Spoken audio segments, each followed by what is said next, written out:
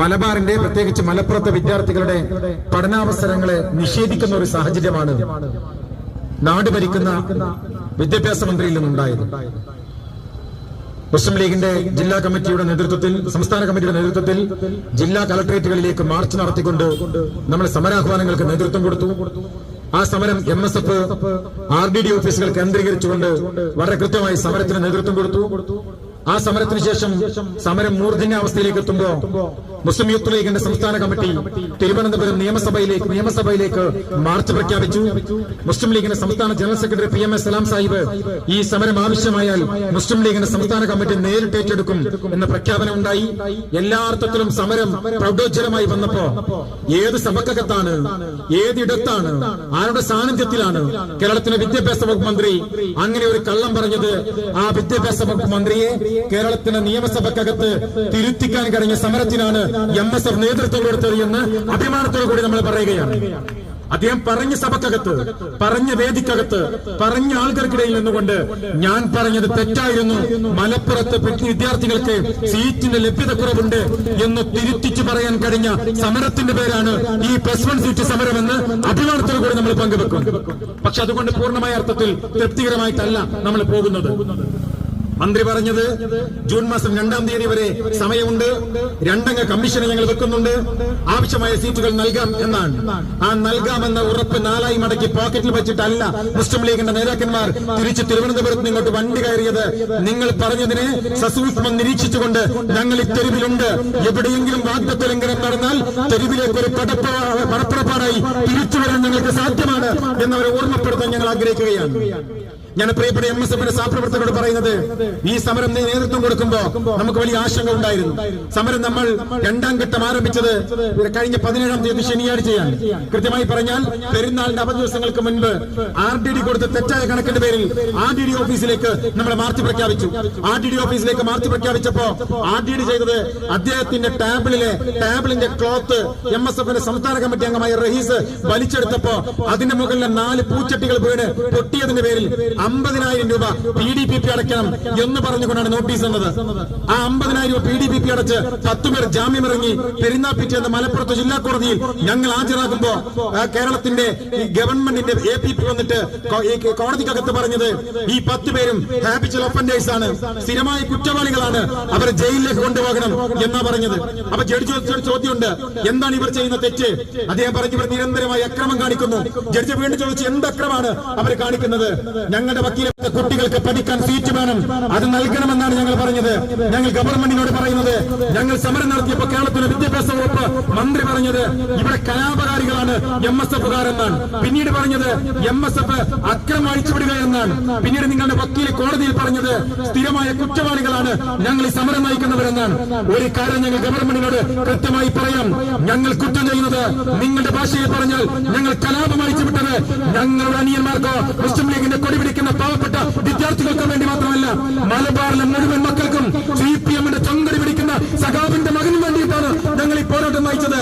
ഇത് ലീഗുകാരന് വേണ്ടി മാത്രമല്ല, ഞങ്ങളോടൊപ്പം ഈ പോരാട്ടത്തിന് കോൺഗ്രസിലെ പ്രവർത്തകന്മാരുണ്ടായിരുന്നു, ഞങ്ങളോടൊപ്പം ഈ പോരാട്ടത്തിന് KSUവിന്റെ ഭാരവാഹികളുണ്ടായിരുന്നു. ഞങ്ങൾ ഒരുമിച്ചാണ് സമരം നടത്തിയത്. ഞാൻ ജയിലറയിലേക്ക് പോകുമ്പോ MSFന്റെ സംസ്ഥാന ജനറൽ സെക്രട്ടറി CK നജാഫും ഞങ്ങളും ജയിലറയിലേക്ക് പോകുമ്പോ ഈ സമരത്തിന് നേതൃത്വം കൊടുത്തത് MSFന്റെ സംസ്ഥാന ട്രഷററാണ്. അദ്ദേഹത്തോടൊപ്പം ചേർന്ന് നിന്നത് KSUവിന്റെ സംസ്ഥാന പ്രസിഡന്റ് അലോഷിയൻ. ഞങ്ങൾ ഒരുമിച്ച് ഈ സമരത്തിന് നേതൃത്വം കൊടുക്കുമ്പോ ഇവിടുത്തെ SFI എന്ന് പറയുന്ന സംഘടന നിരന്തരമായി ചാനൽ ചർച്ചയിൽ വന്നിട്ട് പറഞ്ഞത് സമരത്തിന് സമയമായിട്ടില്ല എന്നാണ്. സമരത്തിന് സമയമായിട്ടില്ല എന്നവർ പറഞ്ഞു. അവസാനം മന്ത്രി ചർച്ചയ്ക്ക് വിളിച്ച തൊട്ട് തലേ ദിവസം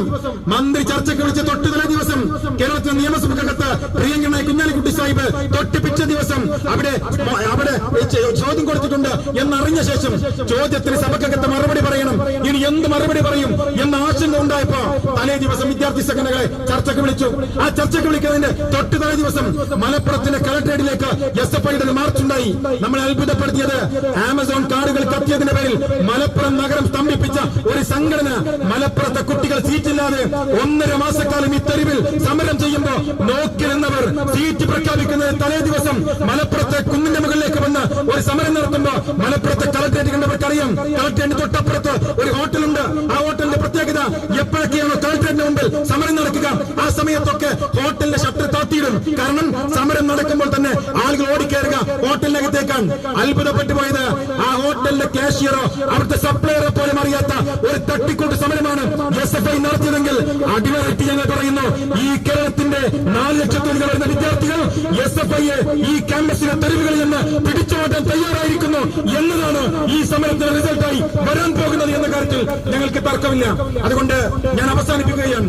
ഞാൻ പറയുന്നത് ഇത് ലീഗുകാരന് വേണ്ടിയുള്ള സമരമല്ല, ഇത് ഞങ്ങളുടെ ആരെങ്കിലും ബന്ധുക്കൾക്ക് വേണ്ടിയുള്ള സമരമല്ല. എന്റെ ശബ്ദം ചോദിക്കുന്ന നല്ലവരായ ജനങ്ങളോട് ഞങ്ങൾ പറയുന്നത്, നിങ്ങളുടെ പാർട്ടി ഞങ്ങൾക്ക് പ്രശ്നമല്ല, നിങ്ങൾ ഏത് കൊടി പിടിക്കുന്നു എന്ന് ഞങ്ങൾ നോക്കിയിട്ടില്ല. പുറത്തു നിൽക്കുന്ന 37,000 കുട്ടികളിൽ അതിൽ CPM-കാരുണ്ട്, അതിൽ BJP-കാരനുണ്ട്, അതിൽ മറ്റു രാഷ്ട്രീയ പാർട്ടിക്കാരനുണ്ട്, അതിൽ ലീഗുകാരനുണ്ട്, അതിൽ രാഷ്ട്രീയമുള്ളവരുണ്ട്, രാഷ്ട്രീയമില്ലാത്തവരുണ്ട്. RTD-യെ ഇരുത്താൻ അനുവദിക്കില്ല എന്നാണ് ഞങ്ങൾ പറഞ്ഞത്. 6 ദിവസവും കളക്ടറേറ്റ് പടിക്കലേക്ക് RTD-ക്ക് കടന്നു വരാൻ കഴിയാത്ത വിധം സമരം നടത്തിയിട്ടുണ്ട് MSF. അത് മാത്രമല്ല, അങ്ങനെ സമരം നടത്തിയപ്പോ ഗവൺമെന്റ് തീരുമാനിച്ചത് കുറെ പോലീസിനെ കൊണ്ടുവന്ന് അതിരാവിലെ 7 മണിക്ക് കളക്ടറേറ്റ് പടിക്കൽ വെക്കുക, എന്നിട്ടോ അങ്ങോട്ട് കയറാൻ അനുവദിക്കാതിരിക്കുക. അങ്ങനെ ഒരു ഘട്ടത്തിലാണ് ഞങ്ങൾ തിരുവനന്തപുരത്തേക്ക് വണ്ടി കയറിയത്. ഈ RTD-യെ നിയന്ത്രിക്കുന്ന ഷാനവാസ് എന്ന് പറയുന്ന IAS ഉദ്യോഗസ്ഥരിക്കുന്ന കസാരയുണ്ട്. ആ കസാരയുടെ പേര് ഹയർ സെക്കൻഡറി ഡയറക്ടറേറ്റ് എന്നാണ്.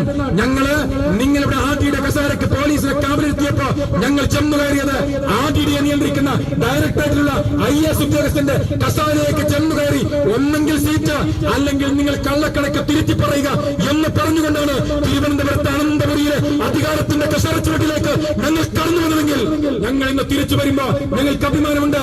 ഈ മലപ്പുറത്തേക്ക് 150ഓളം ബാച്ചുകൾ നൽകാമെന്ന് MSF-നെയും KSU-വിനെയും പ്രതിനിധികളെ MSF-നെയും KSU-വിനെയും പ്രതിനിധികളെ നിയമസഭയിലേക്ക് വിളിച്ചു വരുത്തി ബഹുമാന്യനായ കേരളത്തിന്റെ വിദ്യാഭ്യാസ മന്ത്രി ഉറപ്പ് നൽകിയ ശേഷമാണ് താൽക്കാലികമായി ഞങ്ങൾ ഈ സമരം നിർത്തിവെച്ചത്. അത് 3-ാം തീയതി വരെ മാത്രമാണ്. 2-ാം തീയതി പ്രഖ്യാപനമെന്ന് 3-ാം തീയതി മുതൽ അഡീഷണൽ ബാച്ച് അനുവദിക്കാനുള്ള പ്രൊസീജിയർ ആരംഭിച്ചില്ലെങ്കിൽ ഉറപ്പിച്ചു പറയട്ടെ, കേരളത്തിലെ മുഴുവൻ MSF-ന്റെ പ്രവർത്തകന്മാരും ഒരു വരവ് കൂടി തിരുവനന്തപുരത്തേക്ക് വരും. അത് താങ്ങാനുള്ള ശേഷി ഈ ഗവൺമെന്റ് ഉണ്ടാവില്ല എന്ന് മാത്രം ഓർമ്മപ്പെടുത്തിക്കൊണ്ട് ഈ സ്വീകരണം നൽകിയ മോനിയൂരിലെ പ്രിയങ്കര മുസ്ലിം ലീഗ് നേതാക്കന്മാർ, ഈ നിയോജക മണ്ഡലത്തിലെ MSF നേതാക്കന്മാർ, CA ബഷീറിന്റെ നേതൃത്വത്തിലുള്ള മുസ്ലിം യൂത്ത് ലീഗിന്റെ സഹപ്രവർത്തകർ എല്ലാവരെയും അഭിവാദ്യം ചെയ്യുകയാണ്. ഞാൻ എന്റെ നാട്ടിൽ നിന്നാണ് ഇങ്ങോട്ട് വരുന്നത്. പ്രിയപ്പെട്ട ബക്കർസാഹിനോടൊപ്പം ഞാനവിടെ പറഞ്ഞൊരു കാര്യമുണ്ട്. ഒരുപക്ഷെ ഇത്തരം ഒരു ഘട്ടത്തിൽ ഇങ്ങനെ പോലീസിന്റെ ഇത്തരത്തിലുള്ള പ്രയോഗങ്ങൾക്ക് മുമ്പിൽ, പോലീസിന് ഇത്തരം പ്രലോഭനങ്ങൾക്ക് മുമ്പിൽ പിടിച്ചു നിൽക്കാൻ പ്രാപ്തമാക്കിയത് എന്റെ നാടിന്റെ മണ്ണാണ്, എന്റെ ചെറുന്നൂരിന്റെ മണ്ണാണ്. ആ മണ്ണിന്റെ കഥകളാണ്, ആ മണ്ണിന്റെ ഇന്നലകളാണ്, ആ പോരാട്ട വീര്യമാണ്. എന്നാൽ പ്രാക്ടിക്കൽ സെൻസിൽ അത് പ്രവർത്തന യോഗ്യമാക്കാൻ കഴിയും വിധം എന്നെ പ്രാപ്തമാക്കിയത് അർത്ഥശനക്കിടയില്ലാത്ത വിധം പറയാം, അത് മോനിയൂരിന്റെ രാഷ്ട്രീയ കളിയാണ് എന്ന കാര്യത്തിൽ തർക്കമില്ല. ഇവിടെ പ്രവാസി ലീഗിന്റെ സംസ്ഥാന ജനറൽ സെക്രട്ടറി നമ്മുടെ നാട്ടുകാരനാണ്, മുസ്ലിം ലീഗിന്റെ ജില്ലാ വൈസ് പ്രസിഡന്റ് നമ്മുടെ നാട്ടുകാരനാണ്, നിയോജക മണ്ഡലം മുസ്ലിം ലീഗിന്റെ ജനറൽ സെക്രട്ടറി നമ്മുടെ നാട്ടുകാരനാണ്, STPന്റെ ജില്ലാ സെക്രട്ടറി നമ്മുടെ നാട്ടുകാരനാണ്. അങ്ങനെ സംഘടനയുടെ വിവിധ മേഖലയിൽ വ്യത്യസ്തമായ തലത്തിൽ പ്രവർത്തിക്കാൻ കഴിയുന്ന വ്യത്യസ്ത അഭിരുചികളുള്ള പ്രധാനപ്പെട്ട ആളുകളുള്ള ഒരു ഇടമാണ് മോനിയൂര്. ആ മോനിയൂരിൽ നിന്ന് ഒരാളാവാൻ കഴിഞ്ഞതിൽ അവരുടെയൊക്കെ അനുഭവ പാഠങ്ങളിലൂടെ കടന്നുപോകാൻ സാധിച്ചത്, അവരിരിക്കുന്ന യോഗങ്ങളിലൂടെ കടന്നുപോകാൻ സാധിക്കുന്നത്, അവരിൽ നിന്ന് മനസ്സിലാക്കാൻ സാധിക്കുന്നത്, അത് ഈ പൊതുരാഷ്ട്രീയ രംഗത്തേക്ക് ഒരു കൈമുതലായിട്ടുണ്ട്. ആ കൈമുതൽ കൂടിയാണ് ഇന്നിതുവരെയുള്ള സംഘടനാ ജീവിതത്തിലേക്ക് ആത്മവിശ്വാസങ്ങൾ നൽകിയത്. അതിന് നന്ദിയും കടപ്പാടും ഈ നാടിനോടും നാട്ടുകാരോടും പ്രത്യേകിച്ച് പ്രസ്ഥാനത്തോടും നൽകിക്കൊണ്ട് പറഞ്ഞുകൊണ്ട് ഞാൻ അവസാനിപ്പിക്കുന്നു. ജയ് ഹിന്ദ്, ജയ് മുസ്ലിം ലീഗ്.